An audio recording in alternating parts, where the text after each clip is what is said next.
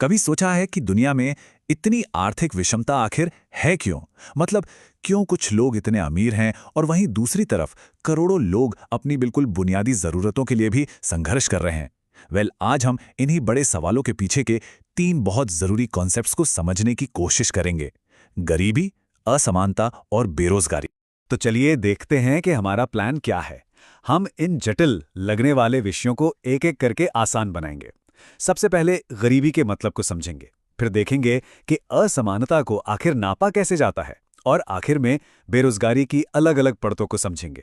जब हम गरीबी शब्द सुनते हैं ना, तो हम सबके दिमाग में एक तस्वीर बनती है। लेकिन अर्थशास्त्र में इस एक तस्वीर के 2 बिल्कुल अलग अलग पहलू हैं। तो चलिए सबसे पहले इसके सबसे सीधे और बुनियादी पहलू को समझते हैं। इसे ऐसे समझिए कि ये जीने के लिए एक न्यूनतम रेखा है, एक लक्ष्मण रेखा। जब कोई परिवार इतना भी नहीं कमा पाता कि सबको 2 वक्त का खाना मिल सके, सिर पर एक छत हो और तन ढकने के लिए कपड़े हों, तो वो परिवार निरपेक्ष गरीबी में जी रहा है। और ये सिर्फ आंकड़ों की बात नहीं है, ये सीधे सीधे किसी इंसान के अस्तित्व से जुड़ी हुई एक बहुत बड़ी चुनौती है।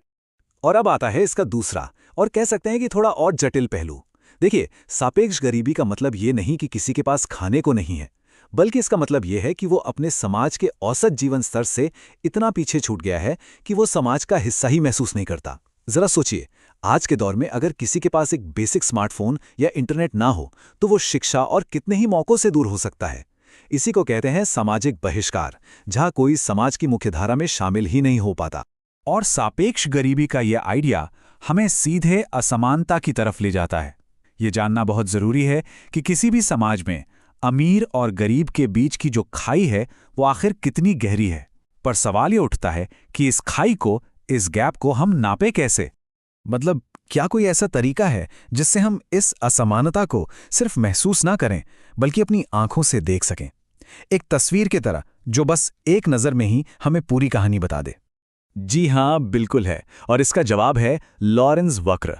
अब ये नाम सुनकर घबराना नहीं है, ये कोई डरावना गणितीय चार्ट नहीं है, बल्कि एक कहानी सुनाने वाला टूल है। ये हमें दिखाता है कि किसी देश की दौलत असल में उसकी जनता के बीच कैसे बटी हुई है। इसे समझना बहुत ही आसान है। सोचिए, एक सीधी लाइन है जो ये दिखाती है कि अगर देश की सारी दौलत सब में एकदम बराबर बंटी होती तो कैसा होता। ये है हमारी आदर्श स्थिति, आइडियल सिचुएशन। और फिर एक झुकी हुई लाइन है जो असलियत दिखाती है कि दौलत का कितना बड़ा हिस्सा असल में कुछ ही लोगों के पास है। अब इन दोनों लाइनों के बीच का फासला जितना ज्यादा होगा, समाज में असमानता उतनी ही ज्यादा होगी। सिंपल। और उस फासले को एक नंबर में बदलने का काम करता है गिनी गुणांक या जिनी कोफिशिएंट। ये 0 से 1 के बीच का एक स्कोर है। अगर स्कोर 0 है तो इसका मतलब है सब बराबर है, परफेक्ट इक्वालिटी। और अगर 1 है तो मतलब सारी दौलत सिर्फ एक ही इंसान के पास है। इस एक नंबर से हम दुनिया के अलग अलग देशों की असमानता की तुलना कर सकते हैं और समझ सकते हैं कि कौन सा देश एक बराबरी वाला समाज बनाने में ज्यादा कामयाब हो रहा है। तो हमने देखा कि दौलत कैसे बनती है और फिर वो बढ़ती कैसे है। लेकिन उन लोगों का क्या जो इस कमाई की दौड़ में शामिल ही नहीं हो पा रहे हैं? यहीं से हमारी कहानी का तीसरा और बहुत अहम किरदार सामने आता है, बेरोजगारी। परिभाषा तो बड़ी सीधी है। कोई इंसान जो काम करना चाहता है, काम ढूंढ भी रहा है, पर उसे काम मिल नहीं रहा। लेकिन यह सिर्फ एक नौकरी ना होने की बात नहीं है। इसके पीछे किसी इंसान का आत्मविश्वास, उसके परिवार का भविष्य और पूरे समाज की स्थिरता, सब कुछ दांव पर लगा होता है। तो असली सवाल यह है कि लोग बेरोजगार होते क्यों हैं?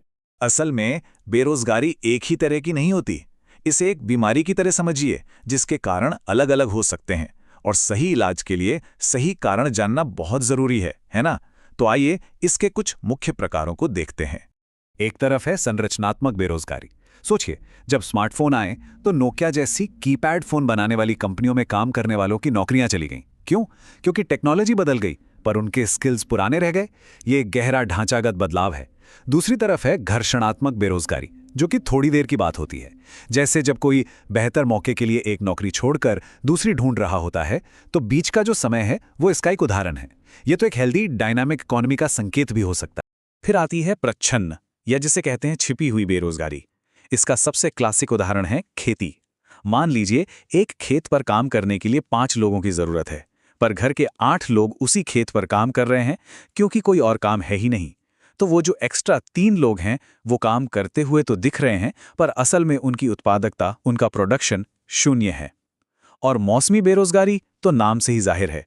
जैसे किसी टूरिस्ट गाइड को सिर्फ टूरिस्ट सीजन में काम मिलता है, या खेती में बुवाई कटाई के वक्त ही मजदूरों की मांग होती है। और आखिर में एक है चक्रीय बेरोजगारी, जो पूरी अर्थव्यवस्था के उतार चढ़ाव से जुड़ी है। जब इकोनॉमी में मंदी आती है तो कंपनियां लोगों को निकालना शुरू कर देती हैं। और एक बहुत बड़ी चिंता जो आज हम सब देख रहे हैं वो है शिक्षित बेरोजगारी। जब किसी के पास डिग्रियां तो बहुत हैं, पर उन डिग्रियों के लायक नौकरी बाजार में है ही नहीं। तो ये टेबल इन सभी प्रकारों को एक साथ दिखाता है। आप देख सकते हैं कि हर तरह की बेरोजगारी की जड़ अलग है और इसीलिए इनसे निपटने के तरीके भी अलग-अलग ही होंगे। अब जरा एक पल के लिए सोचिए, अपने आसपास किस तरह की बेरोजगारी सबसे ज्यादा देखने को मिलती है। तो हमने गरीबी, असमानता और बेरोजगारी को अलग-अलग समझा, लेकिन असल दुनिया में ये तीनों चीजें अलग-थलग नहीं हैं। ये एक दूसरे से बहुत गहराई से जुड़ी हुई हैं, बिल्कुल एक मकड़ी के जाले की तरह। तो आज हमने ये समझा कि गरीबी सिर्फ पैसे की कमी नहीं, बल्कि समाज से कट जाने का भी नाम है। हमने असमानता को नापने के तरीके देखे और ये भी जाना कि बेरोजगारी के असल में कई अलग-अलग चेहरे होते हैं। ये सिर्फ आर्थिक संकेतक नहीं है, ये हमारे समाज की सेहत का आईना है। और यहीं पर हम एक आखिरी सवाल के साथ इस चर्चा को समाप्त करते हैं। सोचिए, जब किसी देश में टेक्नोलॉजी के कारण लाखों लोग बेरोजगार हो जाते हैं, यानी संरचनात्मक बेरोजगारी, तो क्या इससे अमीर और गरीब के बीच की खाई यानी असमानता और नहीं बढ़ेगी? और क्या ये बढ़ी हुई खाई और ज्यादा परिवारों को सापेक्ष गरीबी में नहीं धकेल देगी?